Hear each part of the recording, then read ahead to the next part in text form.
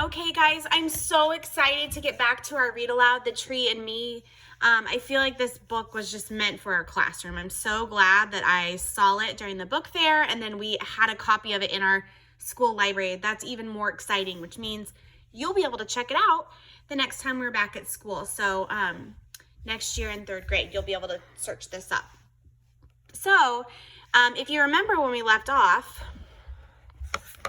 Emily and Einstein were coming up with 130 different ways to save Emily. And they made their shirts and they were making their book, and Bee worked late into the night to make this book, right?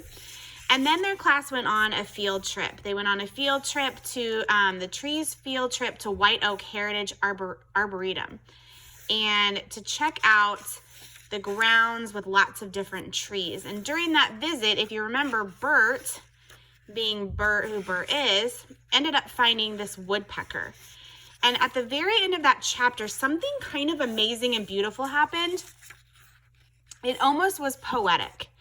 And what I love about this is this book is nicely transitioning into some things we're going to do with writing over the course of the next couple of weeks with poetry. But on this page, before the end of the chapter, it said that we all stood with our mouths open, but no sound coming out. We watched one golden leaf drop from the tree, slowly swirling to the ground.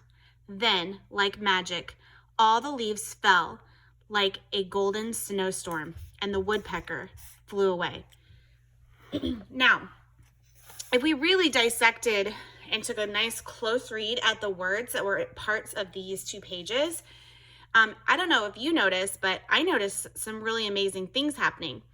Not only did it sound good to my ears as a reader, but it sounded that way because the author used a lot of descriptive words, a lot of adjectives that help me as a reader have some feeling. Okay, it almost seems like a moment in time right here as this little leaf is falling from the tree. We have a turning point in the story. Something is about to happen, and probably for the good, right? That's what we're hoping for. So this woodpecker flew away, and they were kind of left with the fact that even though all was quiet in the woods, Bert didn't stay quiet long. And she said, at least he wasn't reciting his stupid "I think trees stink" poem. So like I said, this is nicely transitioning into some things that we're going to do with Writer's Workshop. But I wanted to dive in to read chapters 8 and 9. And then I just have a small activity that I want you to do. I want you to do a response on Flipgrid. Nothing major right now, but just I want to get your ideas because I'm really missing our tree back at school. So let's take a closer look and read chapters 8 and 9 and see what happened here. And it looks like they're at the principal. So it says Einstein's plan, chapter 8. Here I am waiting outside Principal Parker's office. Yes, that's you-know-who right beside me. He's been wearing his hair like that since we saw the the woodpecker 2 days ago. And look at Bert's face. And look at Bee's face. And again, think about that character web that we did with Bert and Bee and see if there's anything that we might be able to add to that. And if their character traits cause different things to happen in the story. Do they make decisions based on their traits? Okay, so here they are sitting at the principal's office. Mrs. Grogan told me that Principal Parker wanted to talk to me. I'm not in trouble, unlike Bert, who has probably spent his whole life in trouble, sitting in that chair waiting to see the principal. Well, maybe not that exact chair since he just moved here, but a chair just like that, outside a principal's office, just like Mr. Parker's. Gawk! How annoying. What is Bert in trouble for this time? Climbing Emily? Starting an acorn war? Getting lost at the See the Trees field trip? Maybe it's for making woodpecker sounds. Pterodactyl, woodpecker, pterodactyl. There are no dinosaurs anymore, Bert. I shouldn't be sitting here with Bert. I should be sitting here with Einstein. She wrote 103 reasons to save Emily. She can explain how trees breathe and why Emily is irreplaceable. I just drew the pictures, not 103, but a lot. And if you look closely, the pictures say, reason number 1, Emily turns carbon dioxide into oxygen. Reason number 2, Emily provides habitat for wildlife. Both very important things, right? It says, we gave our plan to Mrs. Grogan, who gave it to Principal Parker, who asked to see us, as in Einstein and me, but Einstein was at the dentist. I had to speak for Emily by myself. Beatrice, Bertram, come in, please. Together? At the same time? Yes. Isn't this your work? It's very impressive. Yes, no, it's mostly Einstein's work.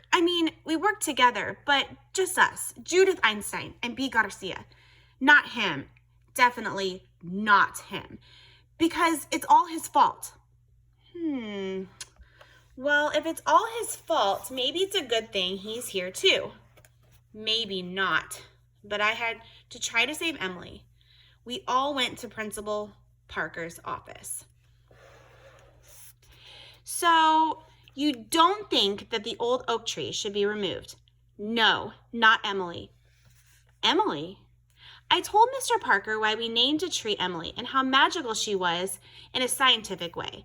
And then if Bert hadn't climbed, I didn't climb, I flew. If Bert hadn't flown into that tree and started an acorn war and been rescued by Fireman Dave, then nobody would have thought Emily was dangerous. Nobody. But Mr. Parker didn't say anything. He looked through our plan very, very slowly. Finally, he looked up. This is very informative and imaginative. You've convinced me. Hooray! Notice she's wearing her Save Emily tree shirt. I did it! I saved Emily. But almost. It's not my decision. I think I'll send this to Mrs. Winkleblinker. And chop it down, Mrs. Winkleblinker? The president of the school board, Mrs. Winkleblinker. Now, remember, I always talk to you about the different people that make up our school system, and we have myself as your teacher, and then Mrs. Chastain, and then we have Dr. Borf and Dr. Combs. And then on top of that, we have a school board made up of people in the community. A lot of them are parents or business owners. Some of them are former teachers. So the president of the school board is going to make some decisions. My heart sank down into my shoes. And you, young man, stay out of that tree. Quack. Notice the hair. Who's making the sound now? That wasn't Bert. That was me. It's kind of like her ultimate comeback to Bert, right? She finally has something on Bert. Chapter 9, Hope is the Thing with Feathers, Part 2. Now, if you remember, one of the last chapters was also called Hope is a Thing with Feathers. And if you remember, the woodpecker had flown out of the tree at the park they were at, and all the leaves fell. So I'm making some predictions in my head, and I really don't know because I have not read that far ahead. I'm just wondering if something or someone's going to show up. This is the 4th day in a row that Einstein and I wore our Emily t-shirts to school. Mine had peanut butter on the front and a paw print on the back. Einstein's looked brand new. She was sure we were on our way to saving Emily. I hoped that she was right. Class, this is a letter to you from Mrs. Winkleblinker, president of the Woodlawn School Board. That's my mom. I try not to hate Lauren Winkleblinker. It wasn't her fault that her mom was a tree chopper. Dear Mrs. Grogan's class, the school board will hear your request to cancel the removal of a tree from your playground. You will have 5 minutes at our next board meeting on Wednesday, October 24th at 7 p.m. Until then, the playground will be open. Now, the school board is really neat because it has meetings that are held often. And what's so cool about that is that the school board will recognize things like the grant that we wrote for our invisible child, the Visible Me grant. And they also get to listen to your concerns. So if you're concerned about something with school, you can write a letter just like this, and you can present your argument or your concern or your idea to the school board. And this is a really cool thing. It's another great way to use your voice because your voice has a lot of power in the community that you live in. And, you're getting noticed. It was so neat that Mayor Fadness noticed that you guys were working on your learning stories, your blogs. Even though we haven't gotten very much done, he noticed. And that's why he wrote the letter to us. So your voice has power. Okay, let's find out what happens. No one understood anything except playground open. Einstein understood everything. She told me the great news. We have 5 minutes to save her. Yes! I was about to start dancing around my desk when it hit me. How could we save a 250-year-old tree in 5 minutes? Playground open, time for recess. There's no recess today. No recess? We want recess. Instead of recess, we are taking a Save Our Tree field trip. That didn't make anybody happy except Einstein and me. We followed Mrs. Grogan out to the playground and over to Emily. There were still acorns everywhere. Ugh, boys and girls, I can tell you right now, if we were still at school, we would definitely be walking out to our big tree because that is something we love to do together, is to explore the grounds around our school. So imagine right now we're walking out. We have some understandings here with this class, right? If we don't help Judith and Bee, this magnificent oak, which they call Emily, will be chopped down. What's so special about this old tree? Bee, tell them. Me? You. I told them. Emily breathes. You can see Emily back here. Here's everybody laughing, except Einstein. It's true. Einstein explained photosynthesis, we know that word, and how we need trees more than they need us. Every day, Emily makes enough oxygen for approximately 4 people to breathe. Wow, it's like magic. It's like science. Yes, that was me talking about science and Mrs. Grogan talking about magic. Notice how Bee is taking a turn.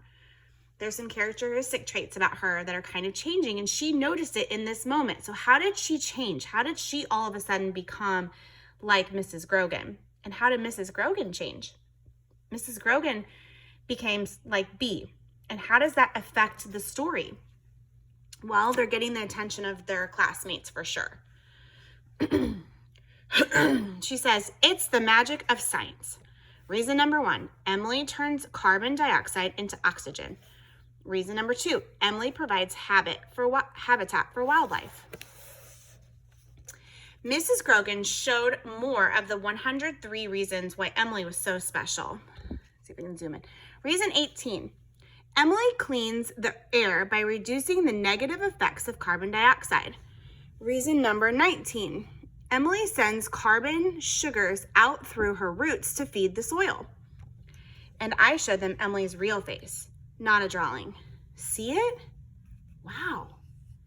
Their eyes are starting to open up, aren't they? They're starting to see the world a little bit different. And it's important when we stop and slow down to really look at nature and find all the beautiful things about it. I encourage you guys to do that when you're playing outside and taking walks. Okay. Everybody laughed again, but this time it was a together kind of laughter. Save Emily, save Emily, save Emily. But how can we save Emily? We're just kids. Oh my goodness, boys and girls, this makes me think about your TED Talk videos and how many of those amazing children world changers did we see in our classroom that made such a difference? Does it matter if they're kids? That's right. I hope you said no. I hope you said no. It does not matter because kids have powerful voices and they are going to show us how to use it. Mrs. Grogan's answer surprised me. Let's play Imagine. Imagine you are this tree. Then Tommy surprised me too. He stepped forward and said, I'm Emily. I reach to the sky. Keisha surprised me too. I'm Emily. I stand tall. And Jacob, I'm Emily. I eat the sun. And Adelaide, I'm Emily. I hold the earth for you to walk upon. It sounded like poetry. Poetry for our poet tree. It sounded like poetry until quack, quack, quack, quack. It sounded like Bert. No, not again. Did Bert climb Emily again? I didn't climb, I flew. Is Bert up in the tree? What do you guys think? Before I turn the page, make a prediction. Was your guess right? Hope with wings, if you guessed the bird. Bert was right. It wasn't him. It was the pterodactyl. And I know right now, Bradley, you're gonna get back with me again because Bradley did a great thing. He corrected me. I was saying it was a pleated, and I think he said it was a pleated. Bradley, let us know again on Seesaw. How do we say this? It was the woodpecker again in our poet tree, right on top of Emily's head. Do you see it right there? The bird is sitting right on top of her head. Here's her hair and her eye. Quack! It was like the bird had flown to our school to tell us, save Emily. The bird was the thing with feathers. Hope. Now, that's very interesting because we're talking about some symbolism here. How does the bird represent hope? Why would Emily say that the bird is something that's hopeful? So if you can think about that, I want you to share that with me on Seesaw. That's an extra kind of thing right now. But share with me, why would the bird be hope? Okay, and now that we had hope, we had work to do. We all raced inside. Everybody had an idea about how to help save Emily. Some kids wrote, some kids drew pictures, some danced. Bert sat like a quiet pterodactyl in his chair. Here's what I saw when I looked out the window. Do you see it? Emily is smiling. Just kidding. Trees may eat candy for breakfast, lunch, and dinner, but they only smile in your imagination. Now, there's another little bit of symbolism there. Why would she be saying that the tree was actually smiling? I cannot wait to hear your guys' thoughts on this, okay? All right, we're gonna stop there because we're going to read chapters 10 and 11, and that will be the end of the book on Thursday. But what I want you to do is I want you to go to the link, the button that I have down below for Flipgrid.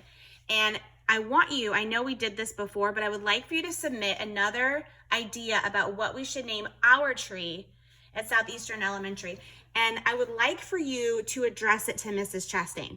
So I want you to say, hi, Mrs. Chastain, this is London, or hi, Mrs. Chastain, this is Armando. And I want you to say your name. And then I want you to tell Mrs. Chastain why you think we should name our tree at Southeastern, the big tree behind our school playground. Then I want you to include an idea of a name that you think we should name the tree. Now, several of you last time had the same name idea, which I thought was kind of interesting. And then what I would like to do is I would like to take a class vote. Now, I want to send all of your videos to Mrs. Chastain. So make sure you're being, very presentable and that you're speaking clearly and loud. Be appropriate is what I'm saying.